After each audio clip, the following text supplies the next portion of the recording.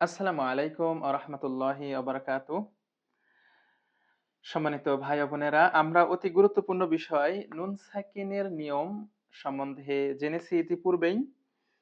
আজকে আমরা আরো ২ টা বিষয় দেখব, ইজহার এবং ইদগম।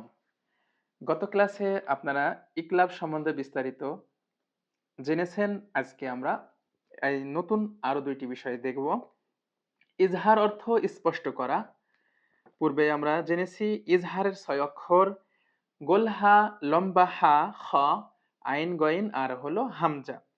নুন সাকিনের বামে যদি এই ৬ অক্ষর পাওয়া যায়, নুন সাকিন সেসব জায়গায় স্পষ্ট করে পড়তে হয়।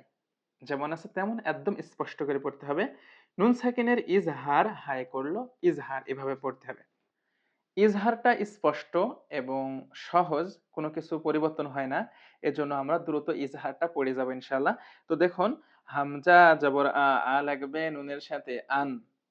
নুন সাকিনের ইজহার হায় করলো ইজহার, হা আলিফ জবর হা, জবরের বামে খালি আলিফ, এক আলিফ মাদে আসলি, এক আছে যেখানে, এক আলিফ টানতে হবে সেখানে, আনহা।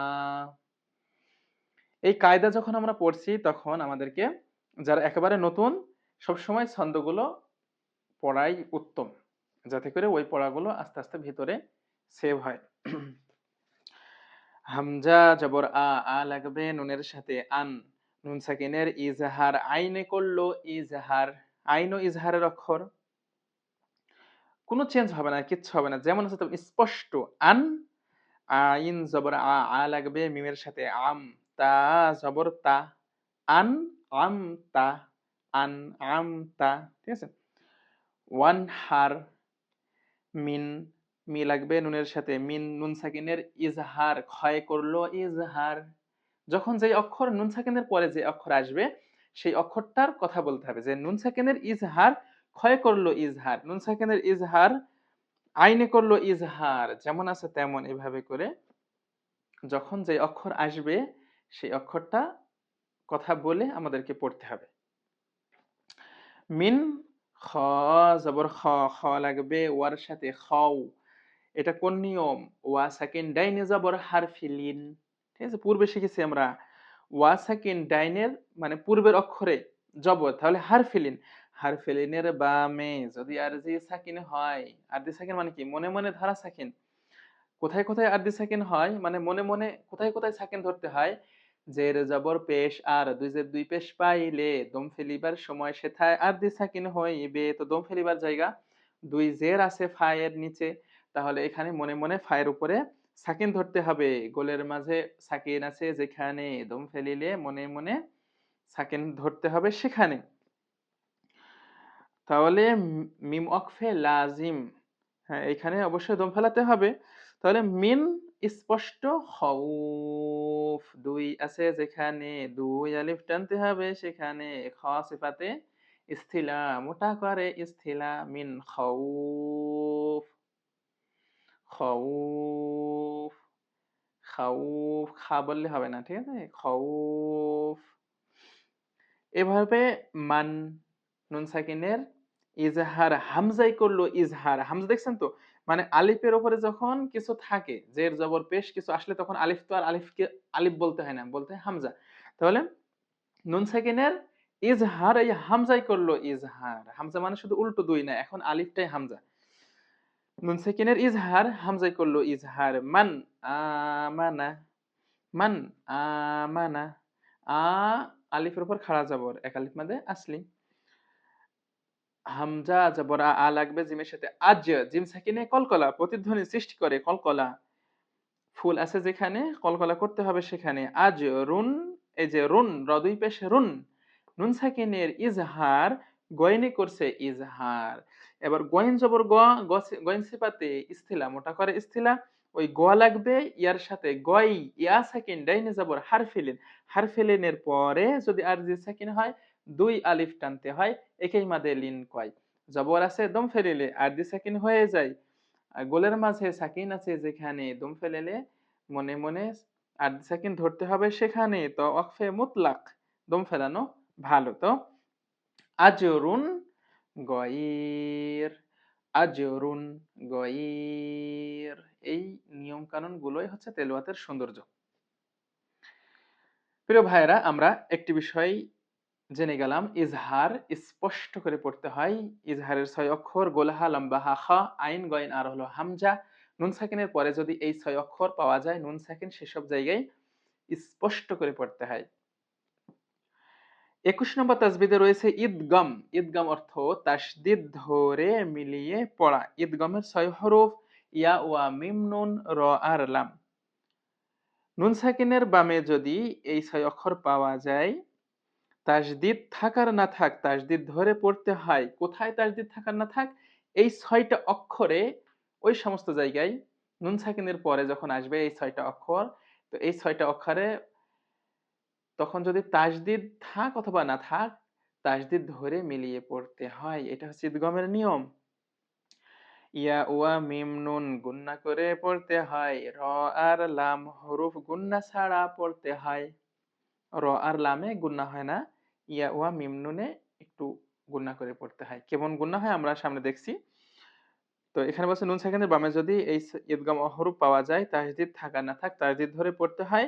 নুন সাকিনের ইদগম, ইয়াই করলো ঈদগাম, এভাবে পড়তে হবে। ৪টি শব্দে ঈদগাম হয় না, সে ৪টি শব্দ নিচে দেওয়া আছে। মানে এই স্পেসিফিক এই ৪টা শব্দে ঈদগাম হয় না। একটি আলে একটি ফোঁটা, এই নুন সাকিনে ঈদগাম হয় না। একটি আলে একটি ফোঁটা মানে চাঁদের মতন দেখা যায় কেবলমাত্র ওই নুনেই। চাঁদের মতন দেখা যায় পূর্ণ রূপটা যেটা আছে নুনের, ওইটাতেই শুধুমাত্র ঈদগম হয়। আর এক আলে যে এক ফোঁটা, ওই নুনে ঈদগম হয় না। আবার স্পেশাল ৪টা শব্দ আছে, ওই ৪টা শব্দে কখনো ঈদগম হবে না। ওইটা আমরা দেখছি। তো আসুন আমরা দেখি, পড়ি। মিম জের মি, মি লাগবে এই নুনের সাথে। মিন এমন হতো না, কিন্তু এখন মিন আর হবে না। এখন মি লাগবে ওই রর সাথে, মির। নুন সাকিনের ঈদগম, রয় করলো ঈদগম, মির। র জবর র, র লাগবে বার সাথে, রব, বা জের বি, মির রব্বি। বুঝা গেল? মানে নুন সাকিনের পরে যদি ঈদগমের এই ৬টা অক্ষর ইয়া, ওয়া, মিম, নুন, র আর লাম যদি কখনো আসে, তাসদিদ থাকার না থাক, এই ৬টা অক্ষরে তাসদিদ ধরে মিলিয়ে পড়তে হয়। তাহলে র এর উপরে এখন তাসদিদ নাই। এখন নিয়ম অনুযায়ী আমাদেরকে নুন সাকিনের পরে র এসেছে, র হচ্ছে ঈদগমের অক্ষর, তাই র এ তাসদিদ ধরে মিলিয়ে পড়তে হবে। তো মি লাগবে র এর সাথে, মির। র জবর র, র লাগবে বার সাথে, রব, বা জের বি, মির রব্বি। বেশিরভাগ জায়গায় তাসদিদ থাকে, কিছু কিছু জায়গায় হয়তো থাকবে না, খুবই অল্প জায়গা। দেখুন, কাপ পেশ কু, কু লাগবে লামের সাথে, কুল। নুন সাকিনের ঈদগম, লামে করলো ঈদগম, কুল। লাম জবর লা, হা উল্টা পেশ হু, হায়ের ওপর উল্টা পেশ, একালিফ মাদে আসলি, কুল্লাহু, কুল্লাহু। ওয়ামাই, এই যে মা লাগবে ইয়ার সাথে, মাই। এই যে মাই, একটু বললাম না, এই একটু গুন্না মতন হলো, মাই। ঠিক আছে? ওয়ামাই নুন সাকিনের ঈদগম, ইয়া করলো ঈদগম। আবার দেখছেন এই যে ইয়ার উপরে মিনার আছে, যেখানে গুন্না হবে সেখানে গুন্নার চিহ্ন দেয়া রয়েছে। তার মানে মাই, ইয়া জবর ইয়া, ইয়া লাগবে আইনের সাথে, ইয়া। মিম জবর মা, মা লাগবে লামের সাথে, মাল। মাই ইয়ামাল, মাই ইয়ামাল। রসু, সিন সিফাতে সফিরা, সিজদায় সফিরা, পেশের বামে ওয়াও সাকিন, একালিফ মাদে আসলি। রসুলুন না হয়ে হবে লুম। নুন সাকিনের ওই যে তানবিনের ভিতরে নুন সাকিন, নুন সাকিনের পরে মিমে দেখুন তাসদিদ দেয়া আছে। তো নুন সাকিনের পরে মিম অক্ষর কি ঈদগমের অক্ষর। তো নুন সাকিনের ঈদগম, মিমে করলো ঈদগম। তো লুন না হয়ে হবে লুম।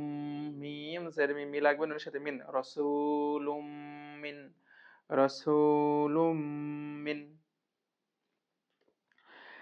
নাফসিউ, এই যে নাফসিউ, সিন, সিন দুই জের সিন, সিন না হয়ে হবে এই যে নুন সাকিনের পরে ওয়াও এসেছে, তাহলে নাফসিউ ওয়ামা, নাফসিউ।